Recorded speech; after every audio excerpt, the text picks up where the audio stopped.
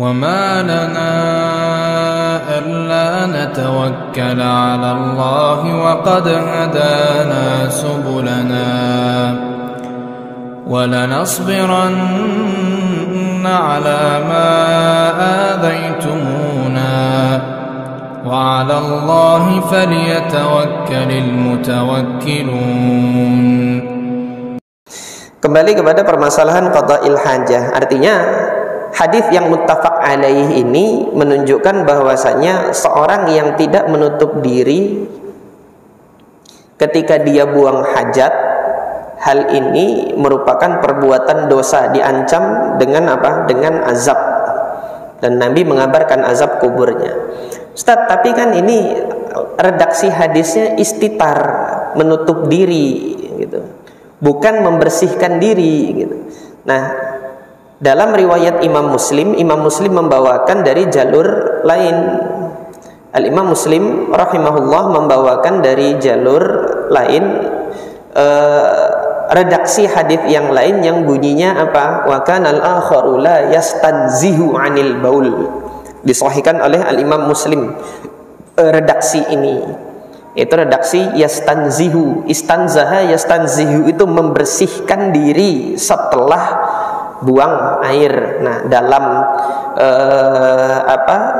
dalam konteks kisah hadis ini yang sering dilakukan oleh orang yang diazab ini tadi, dia tidak membersihkan diri dari kencing gitu. Dia tidak membersihkan diri dari kencing, menganggap sepele. Karena yang lebih sering dalam keseharian kita itu kan kita lebih sering buang air kecilnya daripada buang air besarnya gitu.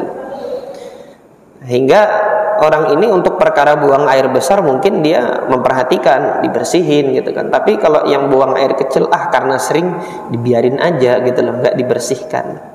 Dengan adanya redaksi Imam Muslim la yastanzihu 'anil bauli ini gitu kan, maka hadis ini juga berlaku, atau maksudnya hadis ini juga mengabarkan kepada kita bahwasanya dua-dua perbuatan, entah dia tidak menutup diri pada saat buang air dan tidak membersihkan diri setelah buang air, dua-duanya adalah perbuatan dosa yang diancam dengan azab kubur ini.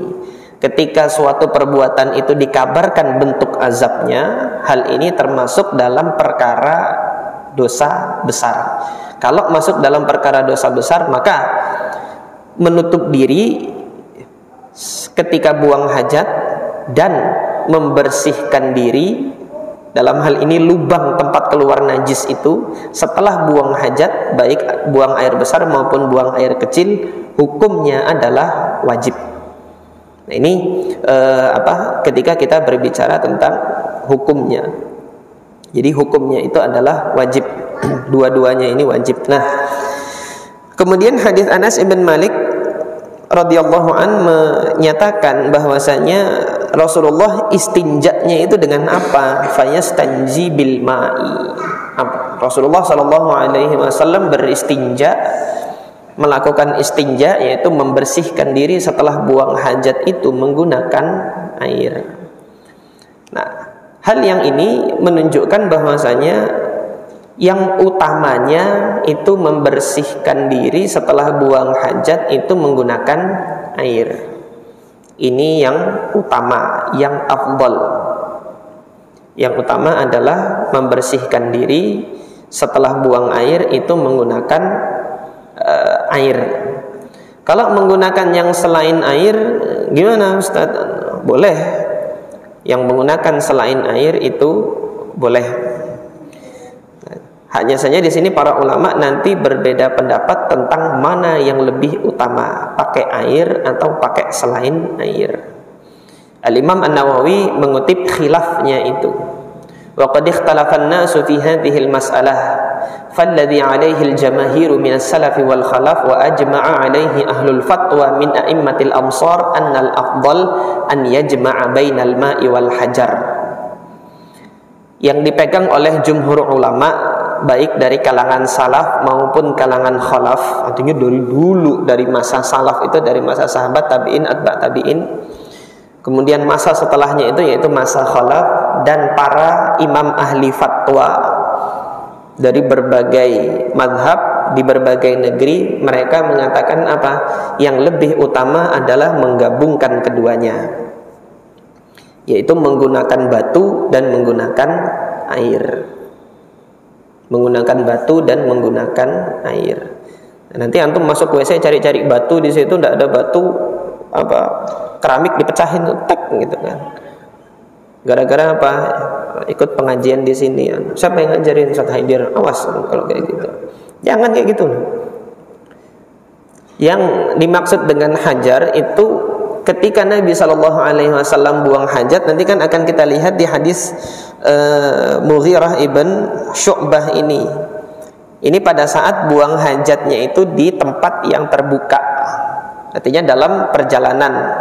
Di masa Nabi SAW, orang yang melakukan perjalanan melalui rute perjalanan itu kan nggak ada WC umum ditaruh di masing-masing, ada pos peristirahatan rest area itu enggak.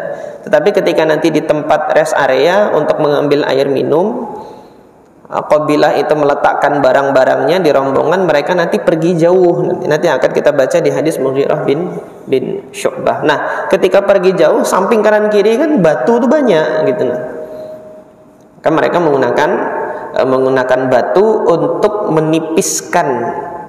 Nanti Imam An-Nawawi mengatakan litakhifan najasah, agar najis yang melekat di badan itu menjadi lebih tipis, sehingga ketika dibasuh dengan air itu menjadi lebih mudah gitu loh. Kata Al-Imam An-Nawawi, fayasta'milal hajara awalan litakhifan najasah, yaitu dengan menggunakan batu terlebih dahulu untuk menipiskan najis yang melekat itu, menjadikan tipis najis yang melekat. Wa taqilla mubasyaratuha biyadihi, agar nanti ketika menyentuhnya dengan tangan, itu najis yang disentuh dengan tangan itu lebih sedikit kalau sudah dibuang dengan batu. Tsumma yasta'milal ma, baru menggunakan air gitu loh. Baru menggunakan air untuk membasuh tempat tersebut. Ini yang disepakati oleh para ulama, bahwasanya menggabungkan keduanya itu baik. Dasar dalilnya apa? Dasar dalilnya itu adalah riwayat tentang ahlu Quba, para penduduk Quba.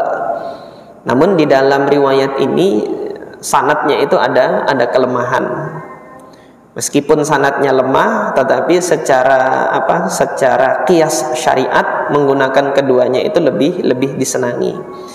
Nah, riwayat tentang ahlu Quba ini, Allah Subhanahu wa taala memuji penduduk Quba itu di dalam Al-Qur'an surah apa? Surah At-Taubah ayat yang ke-108. Kalau antum nanti buka surah At-Taubah ayat 108, Allah berkalam, la taqum fihi abada. Selama-lamanya wahai Muhammad, kamu jangan sholat di situ. Di situ itu di mana? Di Masjid Dirar, masjid yang dibangun oleh orang-orang munafik di Madinah berseberangan dengan Masjid Quba. Quba itu kan memang jalan masuknya Madinah. Ketika Rasulullah masuk Madinah, dulu Rasulullah mendirikan untuk pertama kali Masjid Quba, dan disitulah Rasulullah sholat Jumat untuk pertama kali. Nah, pada saat pertempuran Tabuk di tahun ke-10 Hijriah terjadi pertempuran Tabuk. Nah, di situ orang-orang munafik Madinah itu berinisiatif untuk membuat masjid tandingan. Masjid tandingan ini untuk apa gitu kan? Yang nampak di situ orang-orang munafik ini menjadikan masjid tandingan bagi Masjid Quba itu untuk berkumpulnya orang-orang munafik dan orang-orang kafir yang hendak menyerang kaum muslimin nanti di Madinah. Oleh karena itu Allah kalamkan dalam ayat yang 107 di surah At-Taubah itu, walladzina ittakhadhu masjidan dirara wa kufra wa tafriqan bainal mu'minin. Masjid itu untuk memecah belah kaum muslimin. Jadi nanti biar yang munafik kumpulnya di sini, yang loyal sama Abdullah bin Ubay bin Salul, yang masih loyal sama Nabi Muhammad di Masjid Quba. Nah, dalam ayat ini dikatakan wa irsadan liman haraballahu wa rasulah. Masjid ini menjadi irsad, tempat pengintaian bagi mereka yang hendak memerangi Allah dan Rasulnya, artinya memerangi orang-orang Muslim. Nah, kalau ini diizinkan, ada tempat pengintaian gerak-gerik kaum muslimin, sehingga nanti musuh itu kalau mau menyerang bisa memperhitungkan kekuatannya kaum muslimin. Nah, ketika Rasulullah itu pergi perang Tabuk, orang-orang munafik mendirikan masjid Dirar itu, Rasulullah belum mengambil keputusan. Maka sepulangan dari perang Tabuk, Allah tegaskan di dalam surah At-Taubah ini untuk hancurkan itu. Gak boleh berdiri dan kamu gak boleh sholat. Rasulullah waktu itu memang diminta sama orang-orang munafik untuk sholat di masjid Dirar itu, gitu kan. Untuk apa? Sebagai pengakuan dan pengesahan, ini masjid kami ini, Nabi ikut sholat di sini, gitu. Maka diizinkan. Enggak, kata Allah, jangan selama-lamanya kamu enggak boleh sholat di situ. Yang diakui oleh Allah adalah masjid yang pertama kali didirikan di Kuba, itu masjid Kuba. La masjidun ussisa 'ala taqwa min awwali yaumin. Masjid yang pertama kali didirikan, yang dibangun atas dasar takwa. Ahaqqu an taquma fihi, lebih berhak untuk kamu sholat di dalamnya daripada masjid Dirar ini. Allah kalamkan di sini fihi rijalun yuhibbuna an yatatahharu. Di masjid itu banyak orang yang senang membersihkan diri, senang mensucikan diri. Wallahu yuhibbul mutahhirin. Allah mencintai orang-orang yang senang membersihkan diri. Maka ketika ayat ini turun, Rasulullah tanya pada ahlul Quba, kok bisa sih Allah senang sama kalian dan Allah menyebut kalian itu sebagai orang yang senang membersihkan diri, gitu loh. Maka penduduk Kuba mengatakan, kebiasaan kami kalau buang air itu kami istinjanya pertama pakai batu dulu, baru kemudian pakai air. Kunna nutbi'u al-hijaratal ma'a. Tapi hadis ini di dalam sanadnya ada permasalahan, gitu. Maksimal insyaallah biidznillah hadis ini bisa diangkat kepada derajat hasan. Karena apa? Para ulama bersepakat secara kias agama kita memadukan dua-duanya itu adalah perkara yang baik. Nah, ini yang berkenaan dengan apa? Dengan menggabungkan menggunakan batu atau menggunakan air. Nah, pada konteks budaya kita masa ini, kita tidak terpaku hanya pada batu. Alhamdulillah di sebagian WC menyediakan apa? Sebagian toilet menyediakan tisu. Memang ada tisu toilet. Inilah pengganti batu yang lebih baik daripada batu, gitu loh. Yang lebih baik daripada batu. Gunakan tisu. Jadi ketika nanti teman-teman mendapati ada toilet yang demikian, mendapati dulu ahlu Quba ini demikian, sekalilah seumur hidup pakai tisu dulu, baru kemudian ditambah dengan air. Nah, ini yang disepakati terbaik, afdol. Fa in arada al-iqtisara ala ahadihima. Tapi Imam Nawawi kemudian melanjutkan, kalau nanti hendak memilih salah satu dari keduanya, gitu kan, jazal iqtisaru ala ayyihima syaa. Boleh memilih antar keduanya, boleh memilih batu saja atau boleh memilih air saja. Sawa'un wajadal akhara aw lam yajidhu. Sama saja keadaannya, baik dia mendapati keduanya atau tidak mendapati salah satu dari keduanya. Misalnya ketika ada air, antum mau pakai tisu saja, boleh atau tidak boleh? Ini boleh, bukan terlarang, meskipun ada air. Atau nanti ada air dan ada tisu, antum pilih air saja, ini boleh. Jadi memilih salah satunya dalam keadaan apapun, baik yang ini ada dan yang itu ada, hukumnya adalah jaiz, boleh. Hanya saja nanti yang lebih utama mana? Pakai airkah yang lebih utama kalau memang mau memilih salah satu, atau pakai tisu? dalam konteks budaya masyarakat Arab pada saat itu pakai batu. Konteks masyarakat kita hari ini budayanya pakai tisu. Silahkan pakai tisu toilet ini. Kalau mau milih salah satu, mana yang lebih utama gitu kan? Madhab al-Imam Asy-Syafi'i fal ma'u aula. Dalam madhab al-Imam Asy-Syafi'i menggunakan air itu lebih baik. Karena apa? Berdasarkan hadis Anas bin Malik ini, fayastanji bil ma'. Di situ kan ada batu banyak tuh. Tetapi Nabi lebih memilih untuk menggunakan air. Ini di hadis apa? Di hadis Anas bin Malik yang kita baca pada malam hari ini. Jadi lebih utama untuk menggunakan air. Tetapi sebagaimana tadi saya katakan, kalau dia mau pakai tisu saja tanpa air gitu kan, itu boleh atau tidak boleh? Nah, jawabannya adalah boleh. Kemudian di sini ada ungkapan dari Al-Imam An-Nawawi rahimahullah bahwasanya benda yang padat itu tadi seperti batu, secara hakikat dia tidak mengangkat najis gitu loh. Kata Al-Imam An-Nawawi, wa ammal hajaru fala yutahhiruhu. Batu itu kalau digunakan sejatinya dia belum membersihkan. Wa innama yukhaffifun najasah, dia hanya menjadikan najis itu lebih ringan dan lebih tipis.